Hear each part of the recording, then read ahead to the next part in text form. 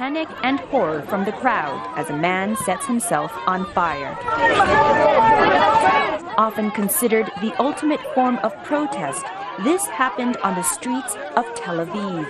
A desperate measure, but he is not alone in wanting to make a statement about the country's growing divide between the haves and the have-nots. This was Tel Aviv a few weeks ago. Angry protesters scuffling with police. They have been trying to revive a movement which started last summer, when an unexpected 200,000 citizens hit the streets. Israel's own Occupy movement, unhappy with the high cost of living and the growing income divide. Average salaries in Israel are lower than those in other developed countries, and the price of basic goods is relatively high.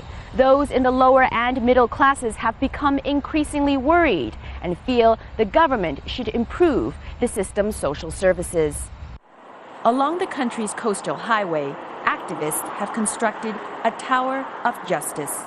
We have a problem in Israel.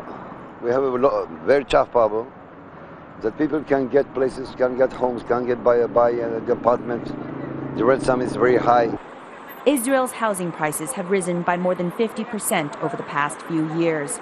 The country has one of the most educated populations in the world, yet many people have found themselves underpaid and have had to lower career expectations. We met Zvi Devere, an activist who befriended Moshe Silman, the man who chose to burn himself. Zvi showed us the modest apartment Moshe lived in and tells us Moshe did not want to die.